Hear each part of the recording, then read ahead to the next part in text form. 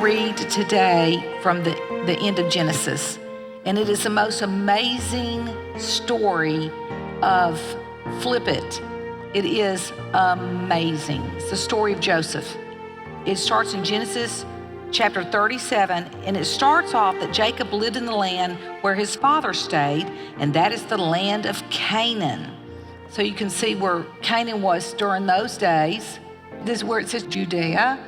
That is the area of Canaan, and you're going to see that he's going to travel up to look for his brothers in Shechem and in Dothan. So it gives you a feel for, there's the Dead Sea, and there's Jerusalem right there. So this area is called Canaan during that particular time, okay? So that lets you know where they are. And also just a reminder that you remember that the 12 tribes was Reuben, Simeon, Judah, Issachar, Zebulun, Benjamin, Dan, Naphtali, Gad, Asher, Ephraim, and Manasseh.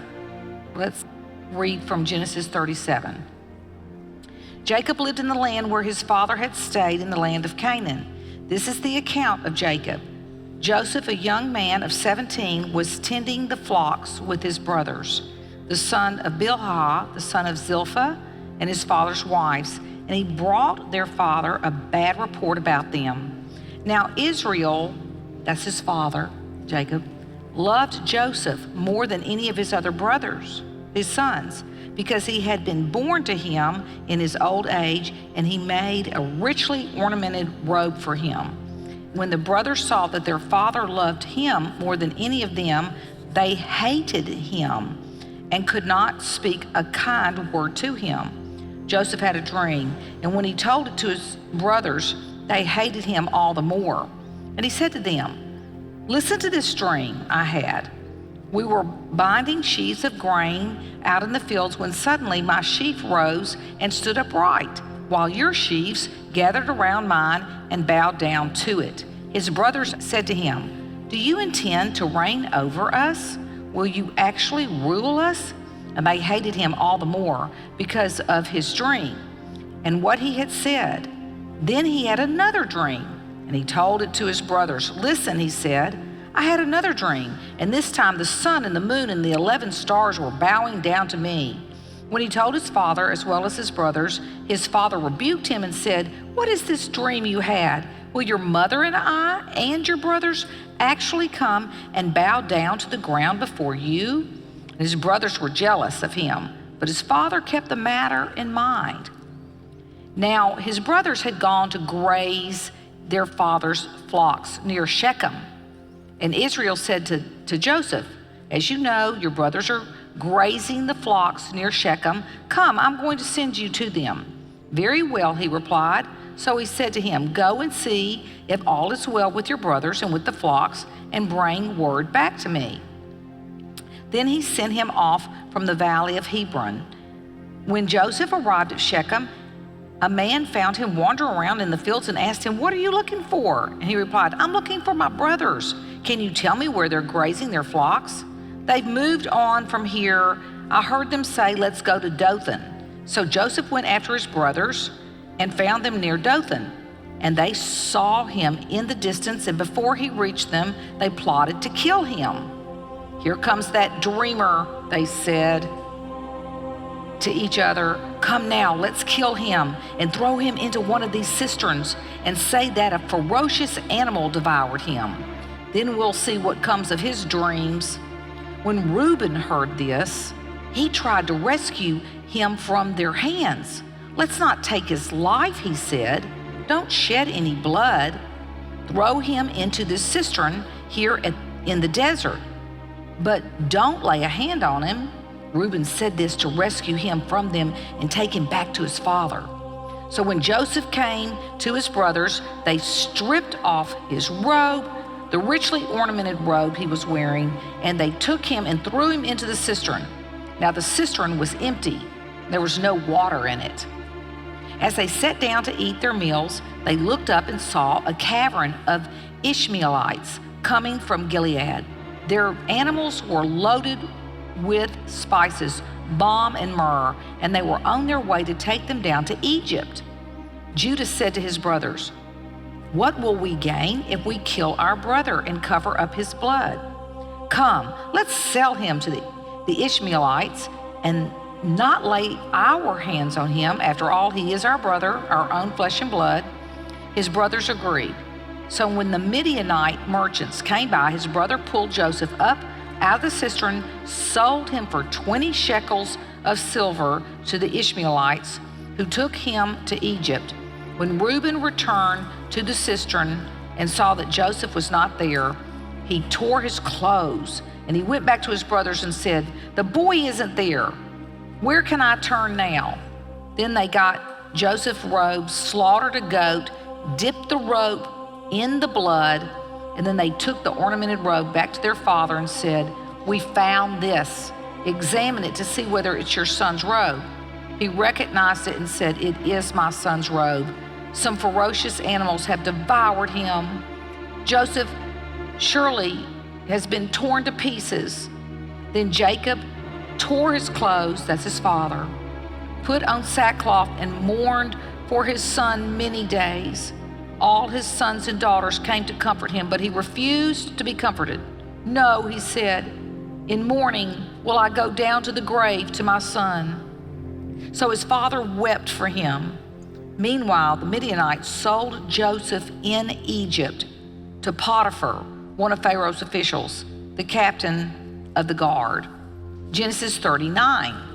Now Joseph had been taken down to Egypt. Potiphar, an Egyptian who was one of Pharaoh's officials, the captain of the guard, bought him from the Ishmaelites who had taken him there.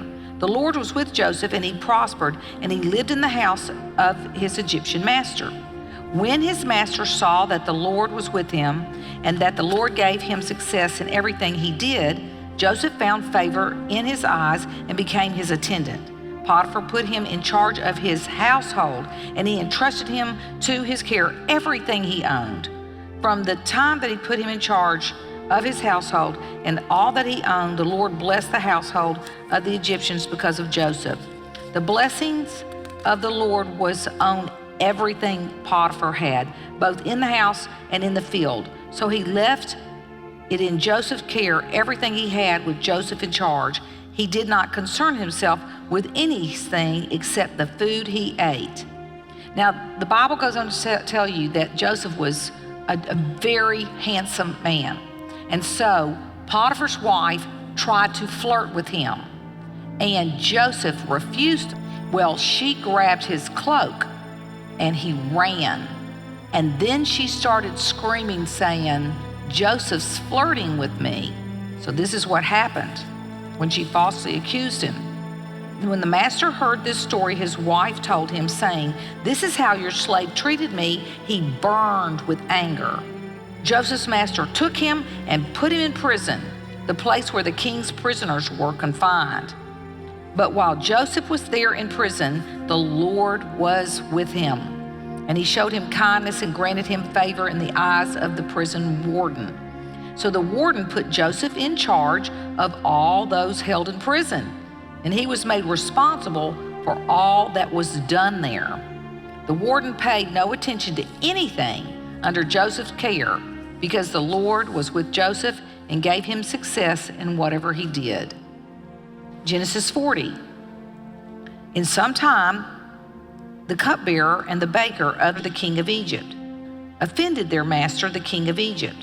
Pharaoh was angry with his two officials, the chief cupbearer and the chief baker, and he put them in custody in the house of the captain of the guard, in the same prison where Joseph was confined. The captain of the guard assigned them to Joseph, and he attended them. And after they had been in custody for some time, each of the two men, the cupbearer and the baker of the king of Egypt, who were being held in prison, had a dream the same night, and each dream had a meaning of its own. When Joseph came to them the next morning, he saw that they were dejected. So he asked Pharaoh's officials who were in custody with him in his master's house, "Why are your faces so sad today?" "We both had dreams," they answered, "but there's no one to interpret them." Then Joseph said to them, "Do not interpretations belong to God? Tell me your dreams." So the chief cupbearer told Joseph his dream, and he said, "In my dream, I saw a vine in front of me, and on this vine were 3 branches. As soon as it budded, it blossomed, and its clusters ripened into grapes. And the Pharaoh's cup was in my hand, and I took the grapes, I squeezed them into the cup, and then put the cup into his hand. This is what it means, Joseph said to him. The 3 branches are 3 days. Within 3 days, Pharaoh will lift up your head, restore you to your position, and you will put Pharaoh's cup into his hand, just as you used to do when you were his cupbearer. But when all goes well with you, remember me and show me kindness, mention me to Pharaoh, and get me out of this prison. For I was forcibly carried off from the land of the Hebrews, and even here I have done nothing to deserve being put into a dungeon. When the chief baker saw that Joseph had given a favorable interpretation, he said to Joseph, I too had a dream. On my head were 3 baskets of bread. In the top basket were all kinds of baked goods for Pharaoh, but the birds were eating them out of the basket on my head. This is what it means, Joseph said. The 3 baskets are 3 days. Within 3 days, Pharaoh will lift off your head and hang you on a tree, and the birds will eat your flesh. Now the 3rd day was Pharaoh's birthday, and he gave a feast for his officials, and he lifted up the heads of the chief cupbearer and the chief baker in the presence of his officials. He restored the chief cupbearer to his position, so that he once again put the cup into Pharaoh's hand. He hanged the chief baker, just as Joseph had said to them in his interpretation. The chief cupbearer, however, did not remember Joseph. He forgot him. Genesis 41. When 2 years had passed, Pharaoh had a dream. Now, in verse 8, in the morning after his dream, his mind was troubled, so he sent for all the magicians and the wise men of Egypt. Pharaoh told them his dreams, but no one could interpret them for him. Then the chief cupbearer said to Pharaoh, Today I am reminded of my shortcomings. Pharaoh was once angry with his servants. He imprisoned me and the chief baker in the house of the captain of the guard. Each of us had a dream the same night. Each dream had a meaning of its own. Now a young Hebrew was there with us, a servant of the captain of the guard. We told him our dreams, and he interpreted them for us, giving each the interpretation of the dreams. The things turned out exactly as he interpreted them to us, and I was restored to my position. The other man was hanged. So Pharaoh sent for Joseph and was quickly brought from the dungeon. When he had shaved and changed his clothes, he came before Pharaoh. Pharaoh said to Joseph, I had a dream, and no one can interpret it, but I have heard it said of you that when you hear a dream, you can interpret it. I cannot do it, replied Joseph to Pharaoh, but God will give Pharaoh the answers he desires. Then Pharaoh said to Joseph, In my dream I was standing on the bank of the Nile, when out of the river there came up 7 cows, fat and sleek, and they grazed among the reeds. After them, 7 other cows came up, scrawny, very ugly and lean. I had never seen such ugly cows in all the land of Egypt. The lean, ugly cows ate up the 7 fat cows that came up first. But even after they ate them, no one could tell that they had done so. They looked just as ugly as before. Then I woke up. In my dreams, I also saw 7 heads of grain, full and good, growing in a single stalk. After them, 7 other heads sprouted, withered and thin and scorched by the east wind. The thin heads of grain swallowed up the 7 good heads. I told this to the magicians, but none could explain it to me. Then Joseph said to Pharaoh, The dreams of Pharaoh are one and the same. God has revealed to Pharaoh what he is about to do. The 7 good cows are 7 years, and the 7 good heads of grain are 7 years. It's one and the same dream. The 7 lean, ugly cows that came up afterwards are 7 years, and so are the 7 worthless heads of grain scorched by the east wind. They are 7 years of famine. It's just as I said to Pharaoh. God has shown Pharaoh what he is about to do. 7 years of great abundance are coming throughout the land of Egypt, but 7 years of famine will follow them. Then all the abundance of Egypt will be forgotten, and the famine will ravage the land. The abundance in the land will not be remembered, because the famine that follows it will be so severe. The reason the dream was given to Pharaoh in 2 forms is that the matter has been firmly decided by God, and God will do it. So if things come in 2s, it's firmly decided by God. And now let Pharaoh look for a discerning and wise man and put him in charge of the land of Egypt. Let Pharaoh appoint commissioners over the land and take 1/5 of the harvest of Egypt during the 7 years of abundance. They should collect all the food of these good years that are coming and store up the grain under the authority of Pharaoh to be kept in the cities for food. This food should be held in reserve for the country to be used during the 7 years of famine that will come upon Egypt, so that the country may not be ruined by the famine. The plan seemed good to Pharaoh and to all his officials, so Pharaoh asked them, "Can we find anyone like this man, in whom is the Spirit of God?" Then Pharaoh said to Joseph, "Since God has made all this known to you, there's no one so discerning and wise as you. You shall be in charge of my palace, and all my people are to submit to your orders. Only with respect to the throne will I be greater than you." So Pharaoh said to Joseph, "I hereby put you in charge of the whole land of Egypt." Then Pharaoh took his signet ring from his finger, and he put it on Joseph's finger, and he dressed him in robes of fine linen, and put a gold chain on his neck, and he had him ride in a chariot as his second in command. And the men shouted before him, "Make way," and which means on the footnote says, "Bow down, bow down." Thus he put him in charge of the whole land of Egypt. That's huge. That was the richest and the most powerful country in the world at the time. Then Pharaoh said to Joseph, "I am Pharaoh, but without your word, no one will lift a hand or a foot in all of Egypt." Pharaoh gave Joseph the name Sephenath-Paneah and gave him Asenath, daughter of Potiphera, priest of On, to be his wife. And Joseph went throughout the land of Egypt. Joseph was 30 years old when he entered the service of Pharaoh, king of Egypt. So he was 17 when he was taken away from his family. He was 30 years old. 13 years later, he is lifted to the top. And Joseph went out from Pharaoh's presence and traveled throughout Egypt. During the 7 years of abundance, the land produced plentifully. Joseph collected all the food produced in those 7 years of abundance in Egypt and stored them in the cities. In each city, he put the food grown in the fields surrounding it. Joseph stored up huge quantities of grain, like the sand of the sea.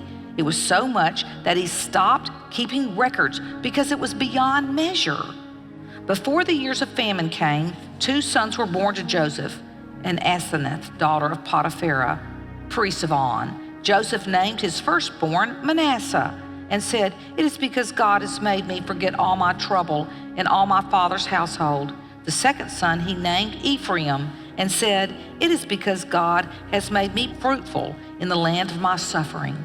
Ephraim means fruitful in the land of suffering. And you'll see the word Ephraim all throughout the Bible. And it means fruitful even while you're in your suffering.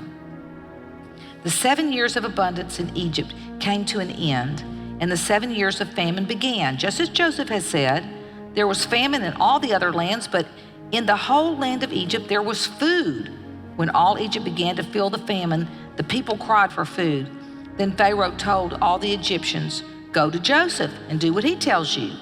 When the famine had spread over the whole country, Joseph opened the storehouses and sold the grain to the Egyptians, for the famine was severe throughout Egypt. And all the countries came to Egypt to buy grain from Joseph, because the famine was severe in all the world. Genesis 42. When Jacob learned that there was grain, that's Jacob, now we're back in Canaan and with the brothers, okay? The father Israel, or Jacob, when he learned that there was grain in Egypt, he said to his sons, "Why do you just keep looking at each other?" He continued, "I've heard that there is grain in Egypt. Go down there and buy some for us, so that we may live and not die." Then 10 of Joseph's brothers went down to buy grain from Egypt. But Jacob did not send Benjamin, Joseph's brother, with the others, because he was afraid that harm might come to him. So Israel's sons were among those who went to buy grain, for the famine was in the land of Canaan also.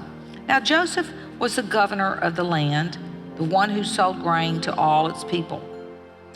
So when Joseph's brothers arrived, they bowed down to him with their faces to the ground. As soon as Joseph saw his brothers, he recognized them, but he pretended to be a stranger, and he spoke harshly to them. "Where do you come from?" he asked. "From the land of Canaan," they replied, "to buy food." Although Joseph recognized his brothers, they did not recognize him. And then he remembered his dreams about them and said to them, "You are spies. You have come to see where our land is unprotected." "No, my lord," they answered. "Your servants have come to buy food. We are all the sons of one man. Your servants are honest men, not spies." "No," he said to them, "you have come to see where our land is unprotected." But they replied, "Your servants were 12 brothers, the sons of one man, who lives in the land of Canaan. The youngest is now with our father, and one is no more." And Joseph said to them, "It is just as I told you. You are spies, and this is how you will be tested. As surely as Pharaoh lives, you will not leave this place unless your youngest brother comes here. Send one of your number to get your brother. The rest of you will be kept in prison, so that your words may be tested to see if you're telling the truth. If you're not, then as surely as Pharaoh lives, you are spies." And he put them all in custody for 3 days. On the 3rd day, Joseph said to them, "Do this and you will live, for I fear God. If you are honest men, let one of your brothers stay here in prison, while the rest of you go and take grain back to your starving household. But you must bring your youngest brother to me, so that your words may be verified, that you may not die." This they proceeded to do. They said to one another, "Surely we are being punished because of our brother. We saw how distressed he was when he pleaded for us for his life, but we would not listen. That is why this distress has come upon us." Reuben replied, "Didn't I tell you not to sin against that boy? But you wouldn't listen. Now we must give an accounting for his blood." They did not realize Joseph could understand him because he was using an interpreter. He turned away from them and began to weep. And then he turned back and spoke to them again. He had Simeon taken from them and bound before their eyes. Joseph gave orders to his guards, "Go fill their bags with grain, to put each man's silver back into his sack, and to give them provisions for their journey." After this was done for them, they loaded their grain on their donkeys and left. At the place where they stopped for the night, one of them opened the sack to get their feed for his donkey, and he saw his silver in the mouth of the sack. "My silver's been returned," he said to his brothers. "Here it is in my sack." Their hearts sank, and they turned to each other trembling and said, "What is this God has done to us?" And when they came to their father Jacob in the land of Canaan, they told him all that had happened to them. And they said, "The man who is Lord over the land spoke harshly to us and treated us as though we were spying on the land. But we said to him, 'We are honest men, we are not spies. We were 12 brothers, sons of one father. One is no more, and the youngest is now with our father in Canaan.' Then the man who is Lord over the land said to us, 'This is how I will know whether you are honest men. Leave one of your brothers here with me. Take food for your starving household and go. but bring your youngest brother to me, so I will know that you are not spies but honest men. Then I will give your brother back to you, and you can trade in the land." As they were emptying their sacks, there in each man's sack was his pouch of silver. When they and their father saw the money pouches, they were frightened. And their father Jacob said to them, "You have deprived me of my children. Joseph is no more, and Simeon is no more, and now you want to take Benjamin. Everything is against me." Then Reuben said to his father, "You may put both of my sons to death if I do not bring him back to you. Entrust him to my care, and I will bring him back." But Jacob said, "My son will not go down there with you. His brother is dead, and he's the only one left. If harm comes to him on the journey you are taking, you will bring my gray head down to the grave in sorrow." Genesis 43. Now the famine was still severe in the land. So when they had eaten all the grain they had brought from Egypt, their father said to them, "Go back and buy us some more food." But Judah said to him, "The man warned us solemnly, 'You will not see my face unless your brother is with you. If you will send our brother along with us, we will go down, buy food for you. But if you will not send him, we will not go down, because this man said to us, you will not see my face again unless your brother is with you.'" Israel asked, "Why did you bring this trouble on me by telling the man you had another brother?"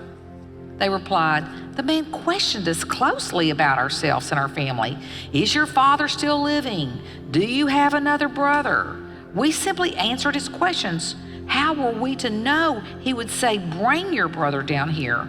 Then Judah said to Israel his father, "Send the boy along with me, and we will go at once, so that we and you and our children may live and not die. I myself will guarantee his safety, and you can hold me personally responsible for him. If I do not bring him back to you and set him here before you, I will bear the blame for you all my life. As it is, if we had not delayed, we could have gone and returned twice." Then the father Israel said to them, "If it must be, then do this. Put some of the best products of the land in your bags and take them down to the man as a gift. A little balm, a little honey, some spices, some myrrh, some pistachio nuts, and some almonds. Take double the amount of silver with you, for you must return the silver that was put back in the mouths of your sacks. Perhaps it was a mistake. Take your brother also and go back to the man at once. And may God Almighty grant you mercy so that he will let your other brother and Benjamin come back with you. As for me, I am bereaved. So the men took the gifts, double the amount of silver, and Benjamin also. They hurried down to Egypt and presented themselves to Joseph. When Joseph saw Benjamin with them, he said to the steward of his house, "Take these men to my house, slaughter an animal, and prepare dinner. They are to eat with me at noon." The man did as Joseph told him and took the men to Joseph's house. And now the men were frightened when they were taken to his house. They thought, "We were brought here because of the silver that was put back into our sacks the first time. He wants to attack us and overpower us and seize us as slaves and take our donkeys." So they went up to Joseph's steward and spoke to him at the entrance to the house. "Please, sir," they said, "we came down here the first time to buy food, but at the place where we stopped for the night, we opened our sacks, and each of us found his silver, the exact weight in the mount of the sack. So we brought it back with us. We also brought additional silver with us to buy food. We don't know who put our silver into our sacks." "It's all right," he said. "Don't be afraid. Your God, the God of your father, has given you treasure in your sacks. I received your silver." Then he brought Simeon out to them.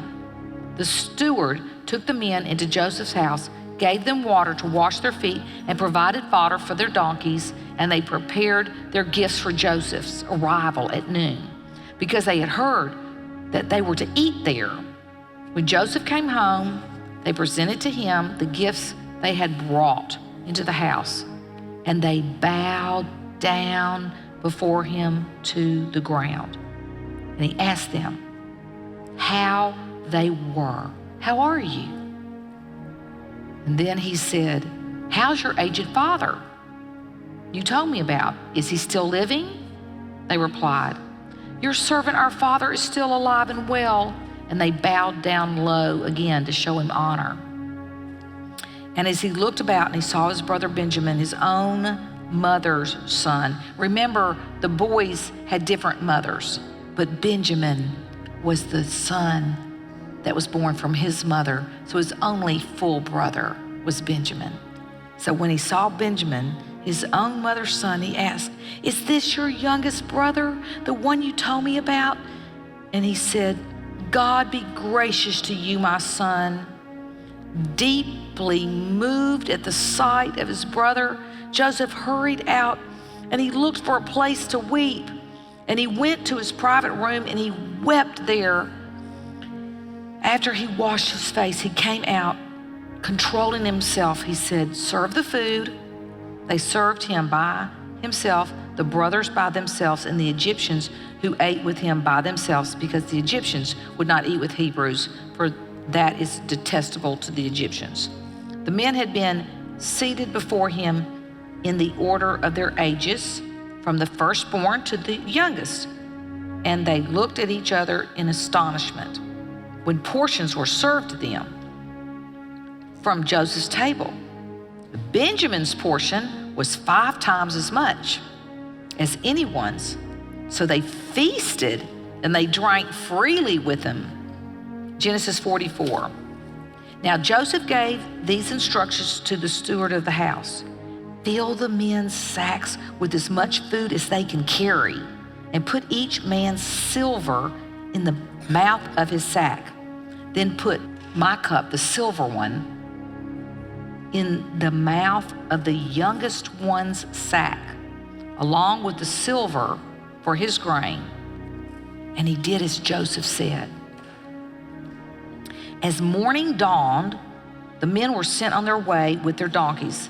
They had not gone far from the city when Joseph said to his steward, now go after these men at once, and when you catch up with them, say to them, why have you repaid good with evil? Isn't this the cup my master drinks from, and also used for divination? This is a wicked thing you have done. When he caught up with them, he repeated those words to them, but they said to them, why does my Lord say such things? Far be it from your servants to do anything like that. We even brought back to you from the land of Canaan the silver we found inside the mouths of our sacks. So why would we steal silver or gold from your master's house? If any of your servants is found to have it, he will die, and the rest of us will become my Lord's slaves. Very well then, he said, let it be as you say. Whoever is found to have it will become my slave. The rest of you will be free from blame. Each of them quickly lowered his sack to the ground and opened it. And the steward proceeded to search, beginning with the oldest and ending with the youngest, and the cup was found in Benjamin's sack. At this, they tore their clothes. Then they all loaded their donkeys and returned to the city. Joseph was still in the house when Judah and his brothers came in, and they threw themselves to the ground before him. And Joseph said to them, what is this you have done? Don't you know that a man like me can find things out by divination? What can we say to my Lord? Judah replied, what can we say? How can we prove our innocence? God has uncovered your servant's guilt. We are now my Lord's slaves, we ourselves and the one who was found to have the cup.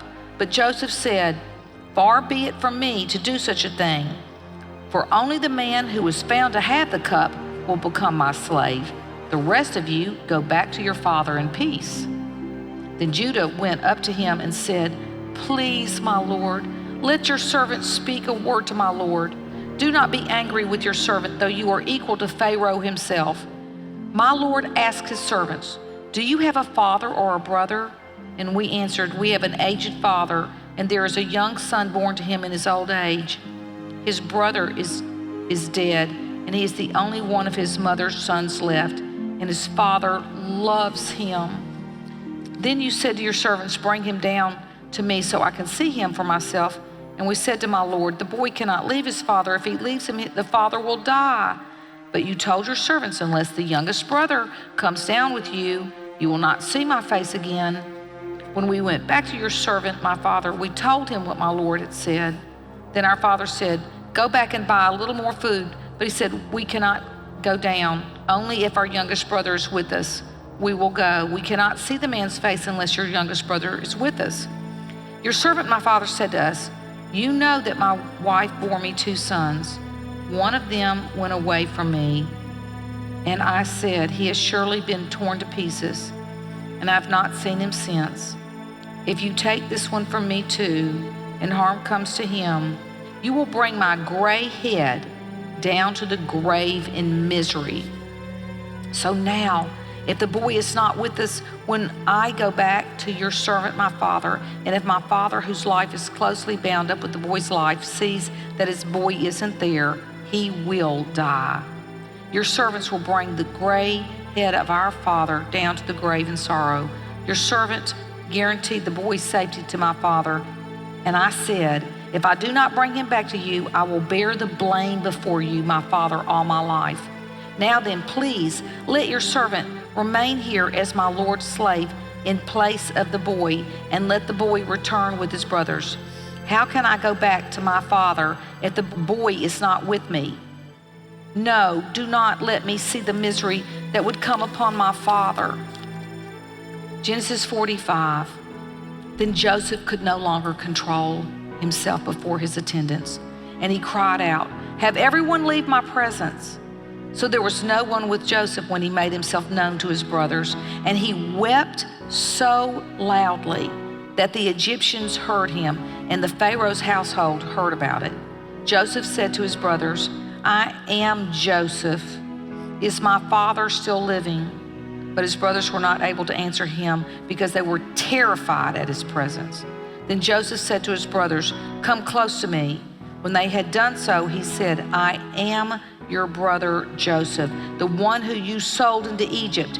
And now do not be distressed and do not be angry with yourselves for selling me here, because it was to save lives that God sent me ahead of you. For 2 years now, there's been a famine in the land. For the next 5 years, there will not be plowing and reaping, but God sent me ahead of you to preserve for you a remnant on earth and to save your lives by a great deliverance.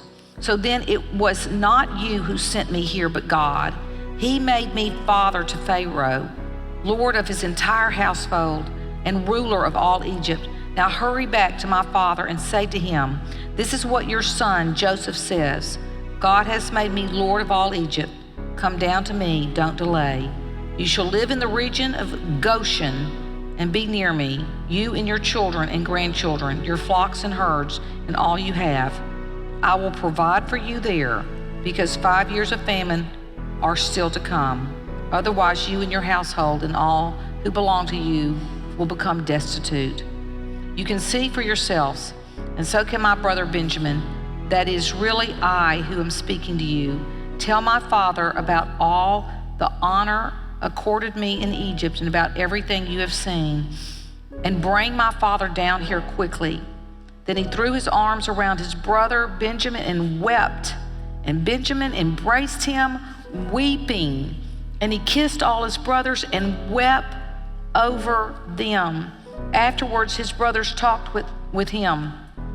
When the news reached Pharaoh's palace that Joseph's brothers had come, Pharaoh and all his officials were pleased. Pharaoh said to Joseph, tell your brothers, do this, load your animals and return to the land of Canaan. Bring your father and your families back to me. I will give you the best of the land of Egypt, and you can enjoy the fat of the land. You are also directed to tell them, do this, take some carts from Egypt for your children and your wives, and get your father and come.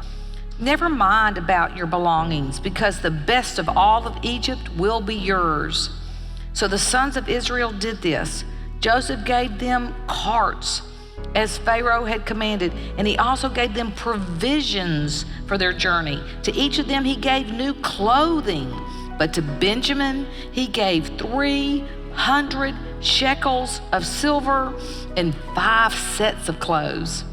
And this is what he sent to his father: 10 donkeys loaded with the best things of Egypt, and 10 female donkeys loaded with grain and bread and other provisions for his journey. Then he sent his brothers away, and as they were leaving, he said to them, "Don't quarrel on the way." So they went out of Egypt and came to their father Jacob in the land of Canaan, and they told him, "Joseph is still alive. In fact, he is ruler of all Egypt." Jacob was stunned, and he didn't believe them. But when they told him everything Joseph had asked them, and when he saw the carts Joseph had sent to carry him back, and the spirit of their father Jacob revived, Israel said, "I'm convinced my son Joseph is still alive. I will go and see him before I die." Isn't that amazing? Now I'm going to go ahead and jump all the way to Genesis 50. However, in between then, obviously what happened? They reunited, they were completely restored, and they had the best of everything, living in Goshen, and they were very, very rich at that point and made it through the famine. And finally, Jacob knew that he was going to pass away, and he blessed all the boys, and he blessed Joseph, and he blessed Manasseh and Ephraim, and then he passed away. This is what happened after he passed away. So in Genesis 50, it says, when Joseph's brothers saw that their father was dead, they said, "What if Joseph holds a grudge against us and pays us back for all the wrongs we did to him?" So they sent word to Joseph saying, "Your father left these instructions before he died. This is what you are to say to Joseph. I ask you to forgive your brothers the sins and the wrongs they committed in treating you so badly. Now please forgive the sins of the servants of the God of your father." When their message came to him, Joseph wept. His brothers then came and threw themselves down before him. "We are your slaves," they said. But Joseph said to them, "Don't be afraid. Am I in the place of God? You intended to harm me, but God intended it for good, to accomplish what is now being done, the saving of many lives. So then don't be afraid. I will provide for you and your children." And he reassured them and spoke kindly to them. How many people found that as an amazing story?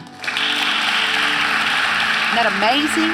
I wanted to tell you this story and read it from the Bible Live. It's better than any of the videos that are out there. The story is amazing, just simply amazing. And so, do you know that we have 16, 17-year-old and 18-year-old boys here on the front row? Can y'all stand and face the crowd and let them see your faces and let them see the age at which Joseph had to leave his family and was taken away, and then terrified, begging for his brothers not to sell him, and then being sold as a slave, and then being sold as a servant. Can you imagine leaving your parents at 17 years old and your brothers and sisters and being sold off as a slave in another country? Can any children imagine that? Now think about this. At 17-year-old, you would be taken away as a slave, then be so close to God that you could then, as you were sold into Potiphar's house, that you, and so into what God, the Spirit of God, so capable as a worker, such a good worker, so able to take care of an entire, they had gardens, they had the food, they had his resources, and this man was a rich man, and he didn't have to worry about anything because everything he did, everything he touched, his hand was blessed. Everything he touched was blessed. And so the gardens would be blessed, his income would be blessed, he managed his household. Can you imagine? being that in tune to God. But it didn't happen when he was 17. This happened when he was a little boy. It started when he was very young. He was having dreams as a young boy, and he was honest and he was good. God does not put his spirit into young men that are not upright. His brothers were not as upright. He had a dream that they would bow down to him one day. He was exactly right. And that's what happens in life. When you grow up and you do everything right, you are honest with your parents, you do everything they ask them to do. If they ask you to do work, you are paying attention to them and you do their work. You put the teachers and the parents above your friends and you're playing. And when a teacher walks into the room, you stop and you listen to the teacher. When your parents walk into the room, you turn your computer upside down, your electronics, your computer games, or whatever you're doing, and you listen for their voice. This is the type of uprightness that Joseph had. His father said, go, he went and went out and did exactly what his father would tell him to do. He was blessed because of all the training. Do you think it was because he started at 2 years old and his parents said, I'm gonna make you a super businessman and capable of taking care of any kind of business in the world. And so you're gonna go from 8 to 11, we're gonna take science, and then the next 2 hours, we're gonna take some upper division computer work, and then the next 2 hours. Or was it because he was so upright, God's Spirit dwelt in him, therefore he could work? Which was it? Was it because he studied so hard, or was it because he studied the righteous laws of God and lived them out? It's a spirit inside of a person that of God that makes them successful. You can go to Harvard, you can go to Oxford in London, you can go to the top schools in the world. Without the Spirit of God in you, you cannot do anything that is remarkable. Now, he was remarkable. And then he knew what to do when there were women flirting with him, especially married women. You do not look to the left or the right. And it says to flee something like that. He got out of there. He did not defile himself in any way. He was so upright. Then he was so upright when he was falsely accused. He was falsely accused by Potiphar's wife and his master Potiphar. And he had been so beloved by him. That's why I was so mad at him. He loved him so much and he expected so much out of him. How could he have done this? He didn't sit there and say, your wife is lying. He didn't do it. And he went on and took it and went to prison. Now the prisons were a prison and a dungeon, but he was also there because he had gone to Harvard or Yale or done this studies or that studies or all these different studies. That's why he was put as the head of the prison guard, so that the prison guard didn't even have to show up because he was taking care of all the prisoners. Or was it because the Spirit of God was in him? Because the Spirit of God was in him. How was the Spirit of God in him? Because he had messed up at Potiphar's house, because he had forgotten to do his duties, because his parents, his master said to do this, and oh, I'm so sorry, I forgot. Oh, I left that off the list. Oh, I forgot that. Or was because he was so diligent to please his boss. He was so diligent to please his leader that he was lifted up. Now, what happened? He was so upright in there. He interpreted the dreams, and then the cupbearer remembered him, and so he was brought into Pharaoh. Pharaoh then used him to interpret the dreams, and because God was in him, did he have the opportunity to say it was because he was so intelligent? He did. Many a time, he had the opportunity to take his ability to perform and his ability to interpret dreams and take it on as, I'm so intelligent. I have a high IQ. But he did not do that. And when Pharaoh asked him, can you interpret the dream? What did he say? He said, no, I cannot. But there is a God in heaven that can. And then he interpreted the dreams because he was lifted up because he was so smart and had a high IQ by Pharaoh? No. Pharaoh said, because the Spirit of God is in him. A leader can recognize that. They can recognize that the heavens is in someone. It stands out. Do you not want the heavens in you, children? Do you not want the heavens in you, the Spirit of the Most High God in you? There's no other way to get it except for you to do everything that's right. Can you do half of it right? Can you do 9 out of the 10 things? Or do you, when your parents ask you to do something, you write it down, repeat it to them. Is this what you want me to do, Mother? Is this what you want me to do, Father? Then you go and do it all. Then you report back that you had done it with no bragging, but you then can get the Spirit of God in you too. With your teachers, you report back, this is the homework you gave me, and then you bring it back. You are not here to just indulge and play with one another. You've completely missed it. Yes, we learn to love, but we are upright and we're here to get the Spirit of God in us, and there's no other way for you to get the Spirit of God until you start hearing what I'm saying here. He was lifted up it might as well have been the Pharaoh of the entire land, because Pharaoh said, even though I say something, unless it comes out of your mouth, it will not be done. And he was lifted up to second in command and given a beautiful wife. She was gorgeous, no doubt, and beautiful children, and all that pain was taken away from him. Ephraim, all this beautiful fruit will come out of your suffering. He was given all that because the Spirit of God was in him due to his right living. He lived right. He lived right. Then he was able to not only save the land, but he saved the Hebrews, and then that was the launch of the Hebrew nation.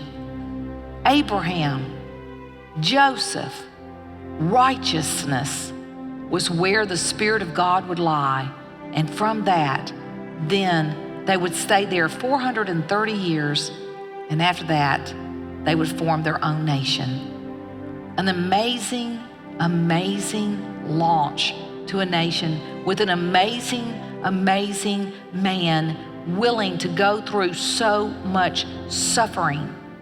Is 17 too early? Would someone blame God?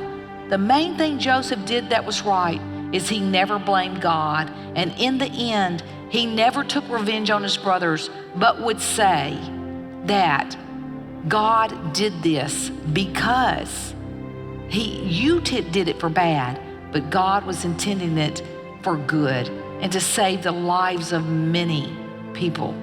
And that indeed it did. Amazing. Amazing love he had for his brothers.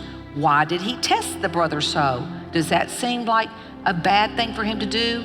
He tested them to see if they still had jealousy in their heart for Benjamin, because it was jealousy that they had when they sold Joseph and almost killed him. But they had no jealousy for Benjamin, and he tested to see, because they were willing to give up their own sons and they were willing to give up their own lives so that Benjamin would live for their father. So they saw that they had reformed, and they had repented, and that they themselves had repented and were upright. They were willing to be slaves the rest of their lives for what they had done. They knew they had done wrong, and they finally admitted it and got it out, and they had repented over the years. What a wonderful story. I pray in the name of Jesus Christ that all that listen to this will follow in the footsteps of Abraham, full of the Spirit of God, of Joseph, full of the Spirit of God. How did they have the Spirit of God? What did Jesus do? He wanted, the Spirit of God lit on him like a dove when he was baptized, all in. I'm giving you everything. Dear God, I want your Spirit. God, we want to be the apple of your eye. God, I pray in the name of Jesus Christ for this Remnant Academy and all of the young people that are in this remnant. Please spare this remnant, God, and may we, Father, have children that are full of your Spirit, and may they seek out righteousness hungrily. May they put everything into it. May they dive into your word, into all these tapes, God, to find, God, what you want us to do to please you. May they be so upright that they shine throughout the land. And all of this, oh God, we pray in the name of Jesus Christ for your glory.